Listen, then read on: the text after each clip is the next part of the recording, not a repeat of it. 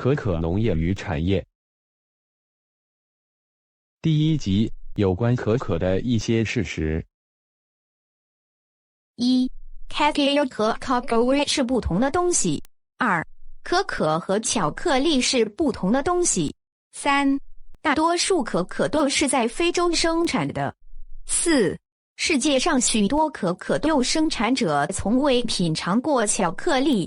5. 尽管可可是一个利润丰厚的产业，但许多生产者仍生活在贫困中。6. 世界快用完巧克力了。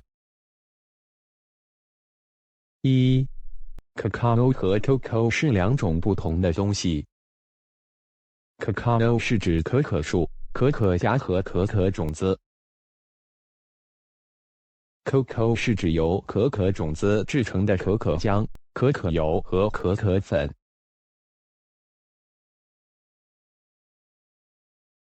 2. 可可和巧克力是两种不同的东西。可可荚生长在可可树的树干上，在丰收的一年中，可可树可以产生40至80个豆荚，每个豆荚都包含20至50个杏仁大小的可可豆。可可豆从那里经过很多步骤，都还没有到达巧克力制造商。可可豆必须进行发酵和干燥，进行质量测试，然后最终加工成巧克力。这里有一个很酷的资讯图，介绍了可可豆变成巧克力的步骤。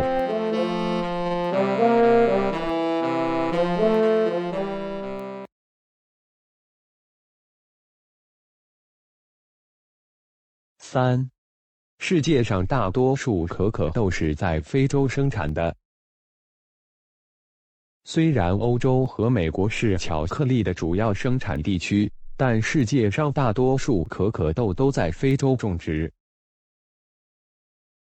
在非洲、西非，尤其是像亚海岸和加纳，有一半以上，约60%的种植量，特别是像亚海岸和加纳。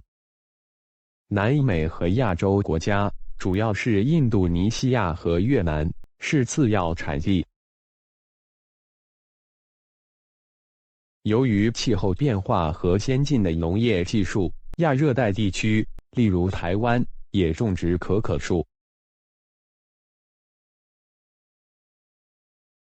4. 世界上许多可可豆生产者从未亲自品尝过巧克力。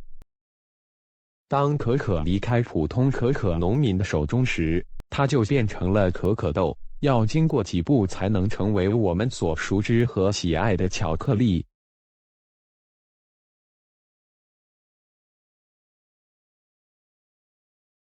可可合作社参与了可可价值链的更多部分，例如干燥、发酵和研磨。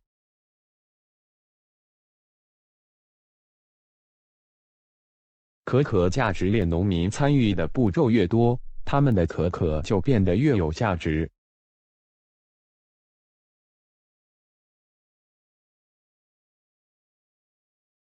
通过帮助农民和合作社进入可可价值链，我们可以帮助农民赚取更多收入来养家。5. 尽管可可是一个利润丰厚且正在成长的产业，但许多可可生产者仍生活在贫困中。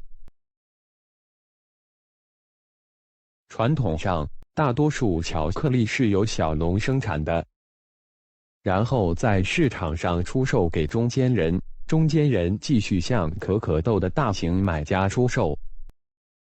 不幸的是，这意味着大多数可可豆种植者只能从可可豆及其制品中获得总收入的一小部分。因此，为了获利，可可产业应包括整个可可种植和可可生产。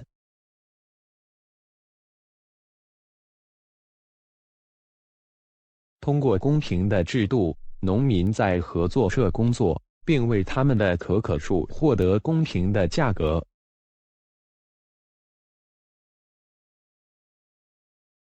他们还能获得农业保险，即政府通过保险公司对农业的天然损失做补救。